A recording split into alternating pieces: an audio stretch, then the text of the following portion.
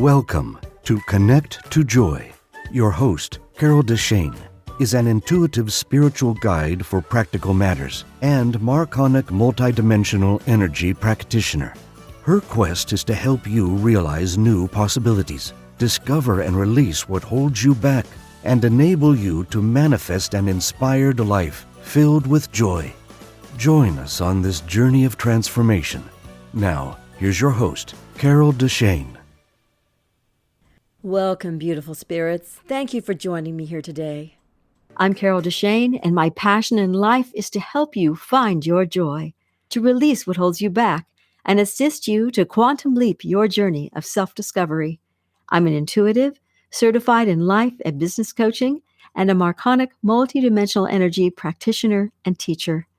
So if you're ready to start creating that life you've only dreamed of, that you deserve, let's have some fun. And let's get started right now.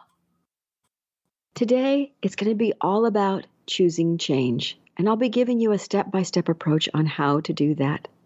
3 weeks ago, I talked about what you do when change is thrust upon you, like being laid off or divorce or death, where you don't feel like you have any choice, and what your reaction was. Today, we're going to talk about choosing change. When do you choose change? To overcoming your inertia and your resistance to the change? I'll give you 6 mind hacks to help you move forward and a step-by-step approach to design your change and make it a reality. We're going to start by talking about when do people choose not to change? Well, maybe this will sound familiar. You might not want to change when things are going really well, because why would you want to change, right? Things are wonderful. Even when things are just comfortable. And status quo is okay, but not maybe fabulous. It may not be worth making any kind of changes. And sometimes even when things are not so good, the old saying, the devil you know, either in a relationship or a job or living conditions, you kind of know what you to expect. So maybe you go, I guess that's okay, but I just don't feel like changing. Sometimes we don't change because of inertia. We just can't seem to move forward. We have the lack of energy problem, where we're kind of stuck. And you just can't get the ball rolling in a certain direction that you want. It seems like too much work. If you don't think you control the outcome of a change, or there's too much risk, you may not want to make a change. Because sometimes you can control the outcome, you think. And sometimes it's like, I'm not so sure. So the resistance to the possibilities of what might happen, those are the things that keep popping up. The fear that we have of the unknown. What happens? Now, with all those reasons, we may never choose to change, right? I mean, it's kind of like, maybe I won't ever change then. But you're more likely to choose change when you think you can control the outcome. The risk is a little less risky sounding to us. Maybe you're just bored, or you're feeling less. Sometimes I've had this, and I've told somebody at one point in my life, I said, I feel like I'm wasting my life. I haven't done anything. And they'll go, what? Yes, you have. And most people will say that back to you, even if you don't agree. If you feel like your life is being wasted because you're not accomplishing, you need to go back and listen to the one about the life purpose. At a certain age, sometimes we get that way where we feel like nothing has been done with our lives. When something shifts, we go through a divorce or something, we may feel like we have no choice but to change, which I've gone through before, but sometimes it's just time, and we feel like we want to choose to change. Sometimes we feel like we should be more. We should start living that life purpose. We should start maybe making a difference. Maybe envisioning your dream is what you want to do, and I have a show for that. You want to overcome your obstacles. Sound funny. I have a show for that too. But when you're tired of ignoring your dream or your vision, or you want one, and it's time to go for it, that's when you have to choose to make those changes. Sometimes those life-changing events just make you reevaluate your choices. You don't feel like you have to make those changes, but it's just time to think about it. And that's when I seem to work with people the most, when they go, I really want to do something different. This isn't working for me anymore. And they get to that point. It may not be their lowest point, but it's as low as they're willing to go. It's the, I want something different. I'm done. Every day, though, will bring change whether you want to do it or not, as I know you know. If you look at your life 10 years ago or 5 years ago, even last year, I mean, let's put it this way. When we decide to change, we don't have to make huge changes. Changes will happen. Big changes, little changes, sometimes little ones are all we're willing to do. Because sometimes they don't impact us as much. They don't make our lives change as much, right? But big change seems to take more courage. But why is that the case? Well, like I said before, fear of the unknown. You don't know what's going to happen. But I have a secret for you. You're not afraid of the change itself. You're just not afraid of the change itself. We, and you probably are afraid of how that we will change. We ourselves will change because of whatever we do. Myself at depth would change. Or our lives will be different, and it's not the different that we really wanted. So we're afraid of what might happen. But we have the power over our minds. We can choose excitement instead of fear over any kind of change. And I'm going to help you work through it. I want you to look at your dreams. What do you want? Why do you want to make this change? It is hardest to get the ball rolling. It's easier not to move forward most of the time. But once you make that initial push for the change, who knows what's going to happen? And that's why the fear gets to us. That's why we might stop somewhere in the middle of our change and go, never mind, I changed my mind. I'm not going to go there now. The first thing that I ask my client is to evaluate your life. How is it right now? How do you feel about it? Are you happy with your career? Is it time for a change there in some way? What about your love life or your family life? Your home, your children, your finances, your friends. When you look at all the different parts of your life, how happy are you? Where is it time to make a change? In what section of your life do you want to start? Because it's so much easier to change one part of your life instead of the whole thing, okay? The whole thing is incredibly scary unless you're just done and you want something absolutely different. So focusing on one part, though, for most of us, it's going to be so much easier. But how willing are you to look at what you want to change and how deep do you want to go? You need to be honest with yourself. Otherwise, it's not going to work. What do I want to make a change on? If you say, okay, it's going to be my love life. Say, okay, what's not working for you now? Where do you want to shift it and change? Because maybe you don't need the other person to change as much as you need to change yourself. Your expectations, the way you approach something, your reaction to something.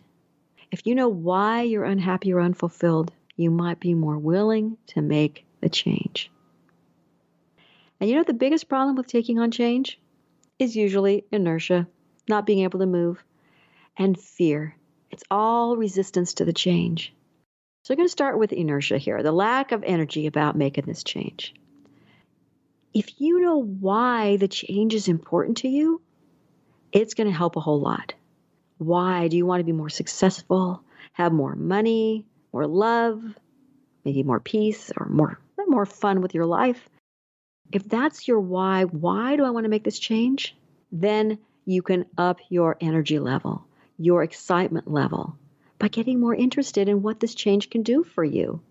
But you need to not get stuck worrying about past failures, what might happen again, or future possibilities that are like, oh my God, worst case scenario things. You don't want to get stuck. You need to think of future possibilities that get you excited. Get away from this lack of energy about the change. Is it worth it? Are these exciting things something that you go, oh my God, yes, this is going to be great? What might the positive results be? Think about that. And then you can put your energy into what you do want and not into the past and what didn't work for you.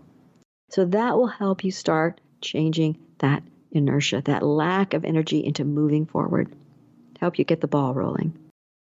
The second biggest problem, or maybe it's the first, is resistance. So you just aren't so sure because generally it kind of depends on how big the change is or how scary it seems, how big a resistance we have to it. We might look at the worst case scenario and we might be hiding from the change. We might kind of worry about real or imagined threats and stress ourselves out because most of the time, the worst case scenario does not happen, but we think about how bad they'll be. We might resist and think those big opportunities that show up, oh, they'll come back around again when I'm ready. And maybe they won't. Maybe we resist because the first step can be the hardest. So taking even something, a small little tiny baby step in the direction of the change may help you to kind of undo the log jam that you might be feeling with the resistance. And sometimes there's so much resistance, we don't even have an idea of what the change is going to be. We just know we want to change. We know we want something. We can't even be clear on what we want because we're so locked into our fear. So don't, please, very important, don't just tell the universe that you want change because that's going to be really scary. You need to make sure that you ask for your highest and your best change. The one that when you pray or you meditate, you ask so that you kind of have. But I have to tell you that making the changes takes a whole lot more energy than actually making the change. And never use the word challenge unless you really mean it. Okay? Because challenge can be a negative thing too. It can bring all kinds of things up that are difficult. Change can do the same thing. So when you ask the universe for change, be clear. Connect as high as you can when you're praying or meditating, and then ask for change. Ask for the highest and the best change for you to make your life more fun, more joyful, or to mean more, or whatever it is that you want. So you don't just say, give me change, because that is when things become, like I said, a little more difficult generally. If you are resisting change, I'd like you to ask yourself, why are you fighting it? Why are you fighting it? Because if you know why, then you'll be able to do something about it. And if you find that you are fighting change because you think you can't control it, concentrate on what you think you can control about making the change. Look at those things. Find small, maybe easy steps to take that will help you shift little by little instead of really big shifts that maybe you'll be too uncomfortable with and it'll be too large. The resistance to the change, it might also just be a habit you're in. Or it could be this bone deep fear. And if it's that deep, you might need to try a therapist or a life coach. You might need a past life reading. That's the kind that I do to help you find the cause of what is going on and why you're having this bone deep feeling about it. I'm going to get into now some mindset hacks that will help you to shift your change, okay, to choose and overcoming these resistance. So first one is to choose not to get stuck in the past. You want to visualize a positive outcome. Choose to look at the best case scenario instead of the worst. Most people don't do that very much. Feel when you're looking at this best case scenario, feel what's actually happening right now in your life. When you look at the best case scenario, do it every day. Make it fun. Make yourself be aware of what your body is going through when you're thinking of this best case scenario for your change. And if you want a guided visualization on this, try my YouTube videos under Carol DeChaine. You're going to find a bunch of guided visualizations that might help you through walls and anything else that come up that you want to work your way through. One of the titles that's particularly good there is Increasing Good in My Life. That one is one. And the other one is Learning to Go Through Change Gracefully. Those might help you to feel like you're moving through them better. The second mindset hack is to think of the changes from the past that you've been successful at. Think of those things from the past and then relive them whenever you need to and see how you felt. And then act as if the change that you had in the past, if you feel those changes in your body and going, yeah, that felt really good, apply that to this new change. Act as if this new change is going to happen. It's going to be fabulous. And you're going to have the same feelings that you did about the thing that worked in the past. Because you're still that successful person, but you're going to be looking at this change that you don't know if you can be successful at, so that you carry it through for you. The third mindset hack is just meditation. You need to connect to your highest source that you can and get as clear of answers as you can. Focus on releasing the fear and resistance during meditation first, and then ask for clarity. I do have lots of guided visualizations, both in my various shows and getting through obstacles to your dreams, breaking down walls in the shows, as well as the YouTube channel. And some of those titles are Letting Go of Fear, Decisions, Removing Obstacles, Fear of Failure. You get the idea. There's a number of them in there. The fourth thing you can do is practice positive thinking and gratitude. See the change you want to make and be grateful for the things it can do for you. Concentrate on the positive and stop yourself when you turn to negative self-talk.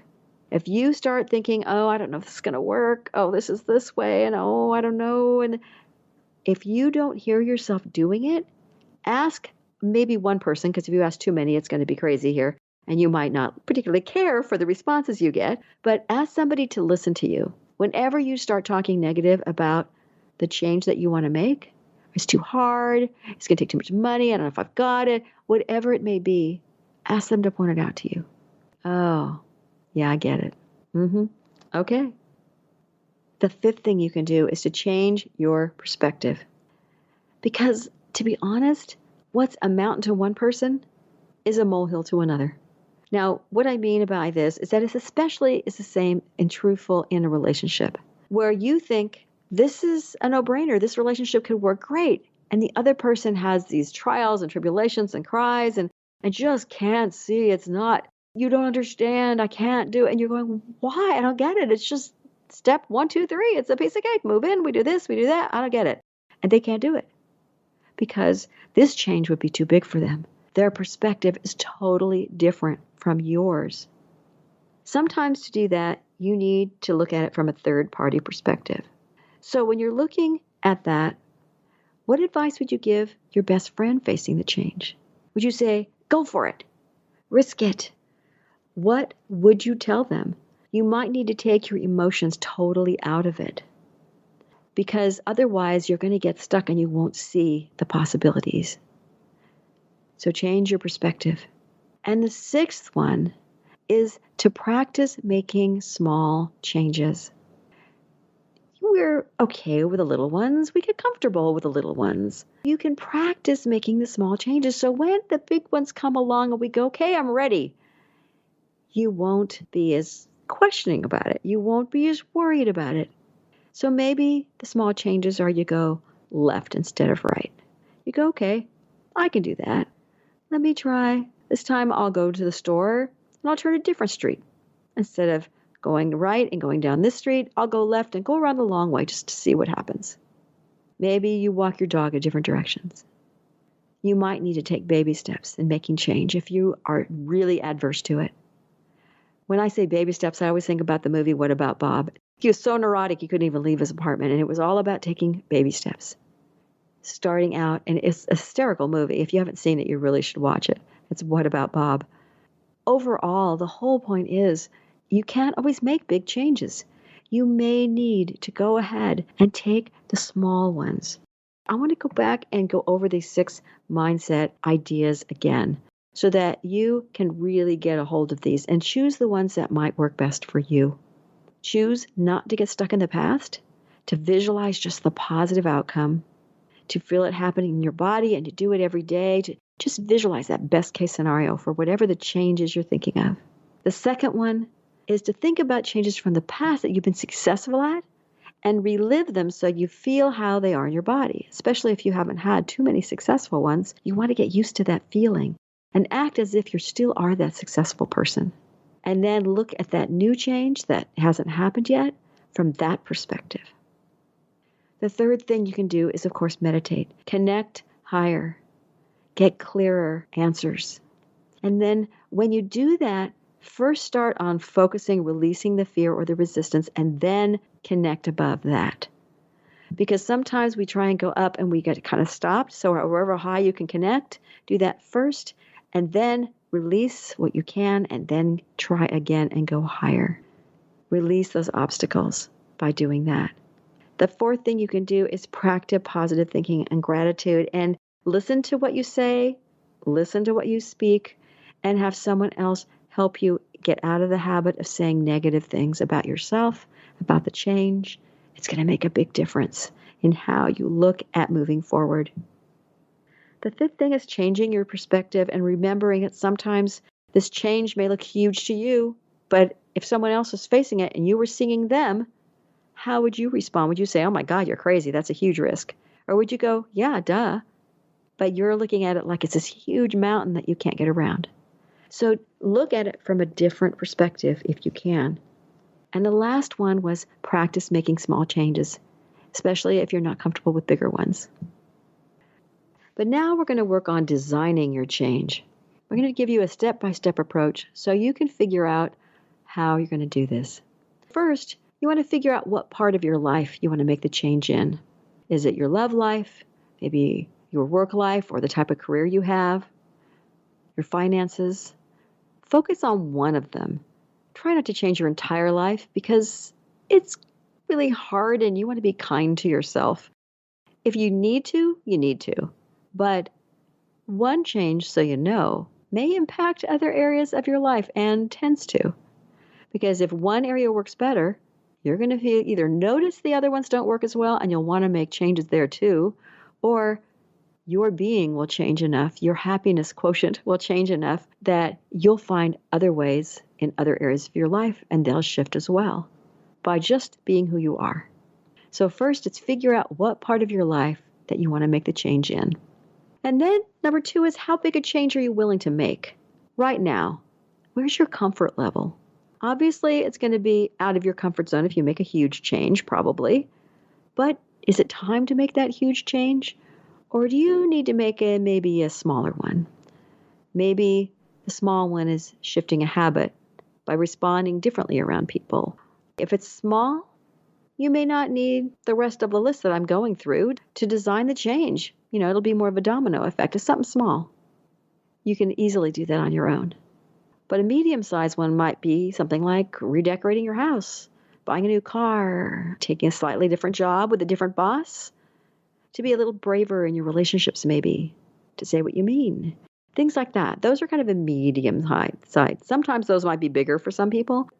The biggest one would be, of course, total career changes, divorce, moving, cutting off people that are really difficult. Those kind of changes are bigger and a lot more stressful. So those you might need more help with. But making the decision first on how big a change you're willing to make is number 2. First, figuring out what part of your life, and then how big of a change do you want to make? And then number 3 is focus on what results you want. What's your best case scenario? Not the worst. What's the best case scenario for this change if you took the step in that direction? It needs to excite you. It needs to feel like it's something that's going to work for you. Otherwise, you're not going to want to make it. Visualize it and see it happening, this best case scenario. Really, how does it feel if it was happening right now? Because I always visualize it happening right now, like it's already happened. How does it feel? How excited are you? How thrilled are you? And number 4 is watch for any resistance to the change that come up, because newsflash, it's going to come up. Either it will come up immediately and you'll go, oh, there's the thought pattern. There it is, the fear, the whatever it is that says, I can't because, or I won't do it because. Usually it's I can't if you want to make it. I can't have enough money. I can't, the person won't change. I can't because I'm not qualified enough. I can't, I don't have enough education. I can't, of course, or favorite, I don't have enough money, if I didn't say that already. But when you have an obstacle show up, it may not seem like it's you that did it. It may feel like a person shows up, something shifts so that the change can't seem to happen. Something happens and you're going, oh, was it my fault? Hint. If you have fear about it, you're going to attract things that will stop it from happening. Law of attraction. You're not going to want to do something somewhere subconsciously. You're going to make sure you don't have to. So that change won't happen. But if you work on your mindset and your fears, as we've talked about earlier, you know what they are. You can say, I pinpointed it. This is what's causing this problem. And sometimes you need a coach for that, or you need someone else to help you figure that out. When it comes to you, then you can say, that person showed up because I really didn't want to face this part of myself, or I didn't want to make the change at all. But I do, but I don't, but I do, but I do. You have to know yourself.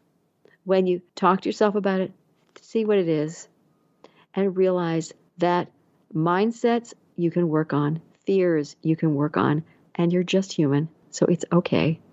That resistance to change will come up in some form. Even if it's only tiny, it'll be there. Number 5 is think of various options that you can try so that you can move around obstacles. When the obstacles come up, think of the various options. Think through the different options. Try one kind of option, then try another. Maybe you say, well, if this happens, then I do that. Kind of like if you were a comedian and you had hecklers, what would I say to them? Well, and it doesn't mean you're assuming it's going to happen. It's just like, well, inevitable. Some things will come up. What do I want to try? I could try this. I'd be comfortable trying that. I could joke around with them. I could ignore them. What am I going to do?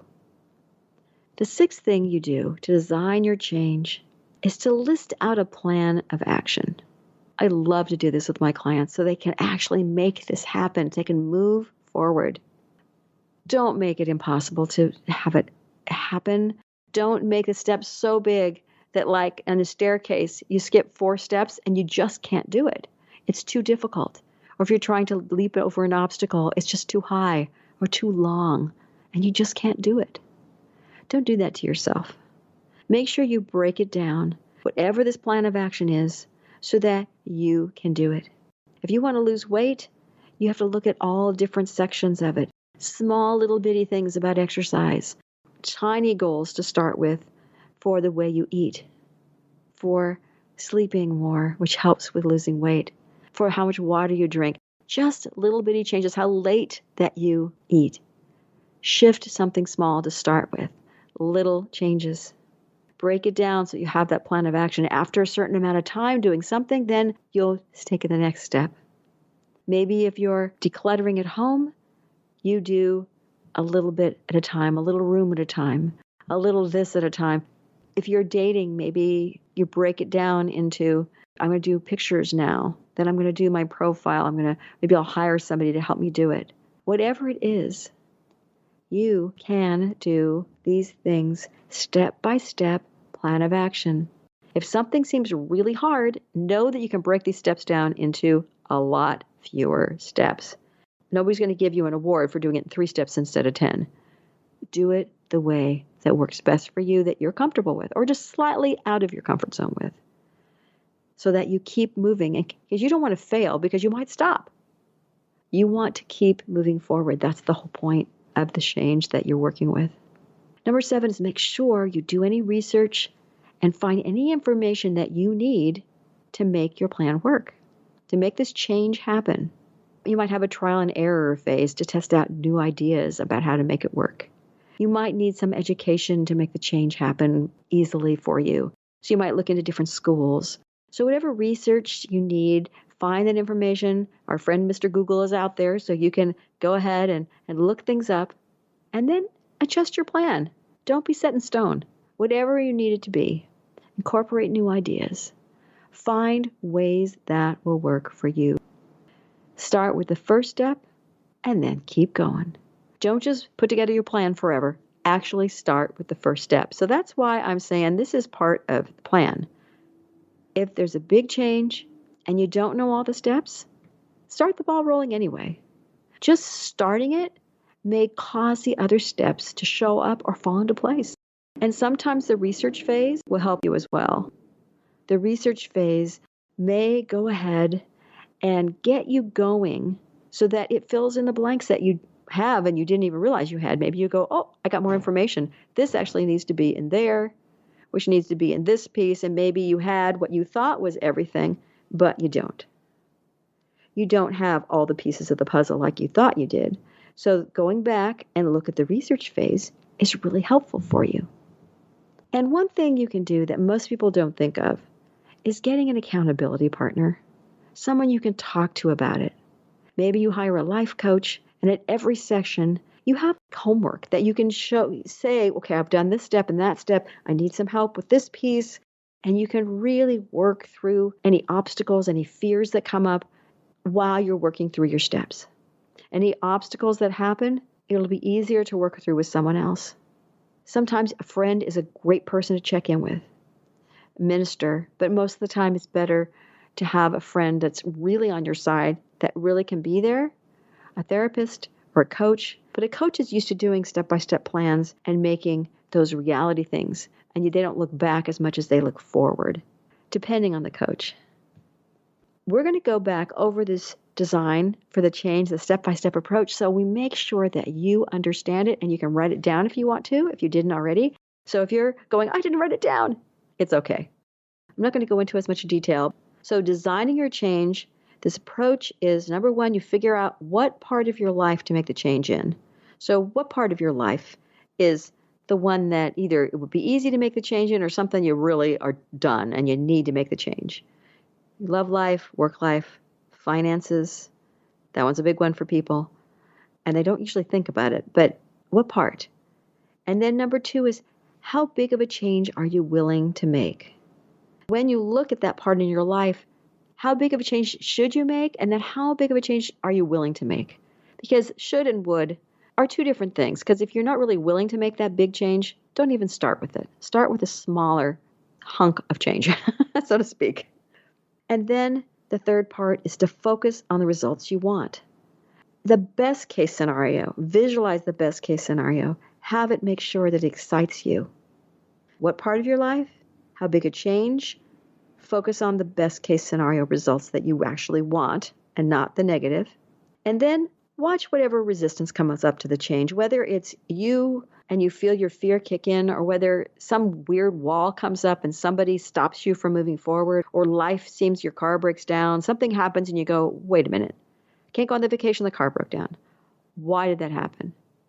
Look at how you feel about when all of those mindset things, as resistances come up.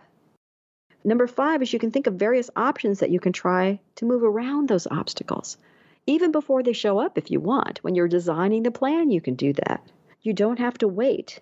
Like the comic with the hecklers, you can go ahead and figure it out in advance if you want, without delving into the negativity. Just being aware and saying, okay, I could do this, this, and this, okay. And then let that go and deal with visualizing everyday positive and what could happen. Then number 6 is to list out the plan of action.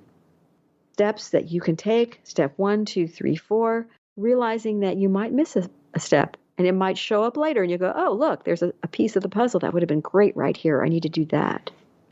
You're going to find that during the next phase, which is your research phase for this plan, that you find new information. You can test out new ideas. You can adjust your plan. You can incorporate those new ideas. And those new ideas might come from other people and not from you. So be aware that they can. Start with the first step and actually do it. That's part of making your step-by-step approach. You actually have to do it. Take those steps. Once you figure it out, start doing it. Start with step 1. If you can do step 4 before step 2, it doesn't matter. But start working your way through the steps. And having an accountability partner for this section is really important. Make sure that you have someone you can talk to, whether you've hired a life coach, whether it's a friend, do it. But the last thing you need to know is you need to be persistent. Resolve is a big thing. But while you're resolved to make this change happen, you need to be flexible too, because those new ideas that show up, the new information you receive when you're looking into it, can totally change your perspective and your plan for the change. I never thought I would do this, but I want to quote a blog that I wrote some time ago because it's something I want to share with you. And I don't know if you're ever going to unearth them if you're new and you've just signed up for my blogs. So here we go with this. There are so many choices we can make to change our life, but it can all be so confusing, and we may get stuck in the stuff we know versus trying something new or planning for a different life. Maybe we have fear of the unknown, or just fear that where we're going will be worse than where we are. Some people just hate change because anything unknown is bad, even something that will turn out well or wonderful. The main thing is that you make a decision. Move in one direction or another. You can always change the direction, but if you don't move at all, you will never get anywhere. Remember that whatever you're thinking, whatever you're doing today, will be what is your reality tomorrow. So if you don't care for where you are now, do you want to be in the same place 5 years from now or 10 years from now? If your answer is a resounding no, then you know it's time. Time to make that change. So realize that if you're too afraid to choose change on purpose, just know that even if you change your perspective by 0.5%, eventually your life will be totally different. So maybe 0.5% a year you change it. You make tiny little baby steps. Anything that you start that's small if you need to. Anything to start moving in the direction that you want. You don't need to wait to change your life. Thank you for listening to Connect to Joy.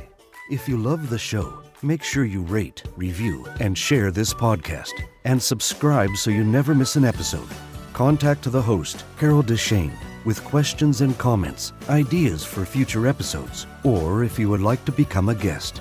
And remember, transformation is a journey and not an end destination. So be kind to yourself, because you are already enough to have the joyful, limitless life that you desire.